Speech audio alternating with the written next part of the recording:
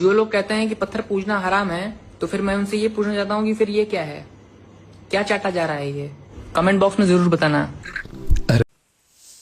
अस्सलामु अलैकुम वरहमतुल्लाहि वबरकातुह। मोहतरम नाजरीन, बाज़ गैर मुस्लिमों की तरफ से ये डाउट, ये सवाल पेश किया जाता है कि अगर इस्लाम में मूर्ति पूजा हराम है और पत्थर की या किसी भी चीज़ की इबादत करना, अल्लाह के सिवा किसी की भी इबादत करना इस्लाम में हराम है, तो फिर जो लोग हज करने जाते हैं, जो उम्रा करने जाते हैं, तो वो खाने काबा में पाए जाने वाले एक पत्थर जिसे हम हजर अस्वद कहते हैं, उसकी पूजा क्यों करते हैं, उसको क्यों चूमते हैं?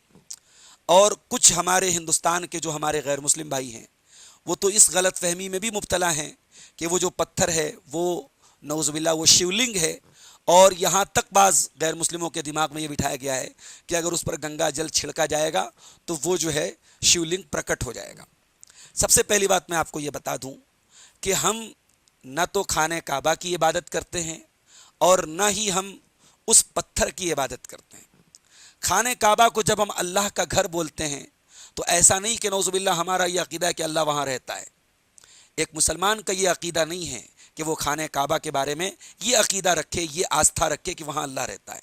हम उसे अल्लाह का घर कहते हैं रिस्पेक्ट के तौर पे, सम्मान के तौर पे, कि चूँकि वो बतौर एक सिंबल के एक वो घर बनाया गया, वो अल्लाह ताला की इबादत के लिए पहली मस्जिद बनाएगी और अल्लाह ताला के हुक्म से उसको इब्राहीम अलैहिस्सलाम ने बनाया था, और उसको अल्लाह ने अपना घर एक रिस्पेक्ट और सम्मान के तौर पे कहा था।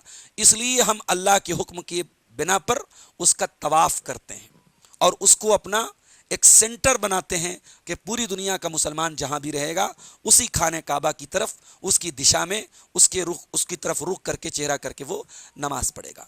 हम खाने काबा को अपना रब नहीं मानते, न हम खाने काबा को अपना माबूद मानते, न उसकी इबादत करते हैं। इवन हम खाने काबा की कसम तक नहीं खा सकते। अगर कोई काबा की कसम खाए तो इस्लामी अक़ीदे और इस्लामी आस्था के हिसाब से ये गलत है, ये रॉन्ग है, ये जो है गलत चीज़ है। हम काबे के रब की कसम खाएंगे, काबे की कसम नहीं खाएंगे। और हम जो तवाफ़ कर रहे हैं वो इसलिए कर रहे हैं क्योंकि अल्लाह ताला का हुक्म है। और इसी तरीके से जो पत्थर है, उस पत्थर के बारे में सिर्फ इतना साबित है कि वो पत्थर जन्नत से आया है और अल्लाह ताला के हुक्म से उसको खाने काबा का एक पार्ट बनाया गया है, और हमारे प्यारे नबी सल्लल्लाहु अलैहि वसल्लम ने उस पत्थर को चूमा है। अगर वहाँ तक तवाफ़ के दौरान जो खाने काबा का तवाफ़ किया जाता है, जो परिक्रमा की जाती है, उसके दौरान अगर इंसान वहाँ तक पहुँच सके तो वो उसको चूमेगा, उसको किस करेगा या उसको टच करेगा। अगर नहीं, भीड़ की वजह से और लोगों के रश की वजह से नहीं पहुँच पा रहा है, ना तो उसके सवाब में कोई कमी आएगी, ना उसके तवाफ़ में, उसके हज में, उसके उम्रा में कोई कमी नहीं आएगी। अब हम उसे क्यों चूमते हैं? क्या हम उसकी पूजा करते हैं, उसकी उपासना करते हैं? आइए इसको भी क्लियर कर देते हैं। मुसलमानों के यहाँ कुरान के बाद सबसे ऑथेंटिक जो किताब है वो हदीस की किताब है सही बुखारी। सही बुखारी में आप किताबुल हज को उठा लें, जहाँ हज का चैप्टर है, हज को बयान किया गया है। किताबुल हज में हदीस नंबर 1597, हदीस नंबर 1597 में आपको एक हदीस मिलेगी। अल्लाह के रसूल के सहाबा में दूसरे नंबर के टॉप के सहाबी हज़रत उमर, वो तवाफ़ कर रहे हैं और वो हजर अस्वद को किस कर रहे हैं, चूम रहे हैं, और उसको चूमते हुए कहते हैं, इन्नी अअलमु अन्नका हजर मा तजुर्रु वला तनफा। ऐ हजर अस्वद, वो दुनिया को बताने के लिए हजर अस्वद से बात कर रहे हैं कि ऐ हजर अस्वद, मैं जानता हूँ कि तू एक पत्थर है, न तो तू नुकसान पहुँचा सकता है, न तू नफ़ा पहुँचा सकता है, और अगर मैंने नबी सल्लल्लाहु अलैहि वसल्लम को न देखा होता तुम्हें चूमते हुए तो मैं तुम्हें न चूम, मा कब्बलतु का, मैं तुम्हें न चूमता। तो इसलिए हमारे गैर मुस्लिम भाई जो इस गलत फहमी में पड़े हुए हैं, इस मिसकंसेप्शन में पड़े हुए हैं कि मुसलमान उस हजर अस्वद की पूजा करता है, इबादत करता है, वो इस गलत फहमी से को दूर कर लें।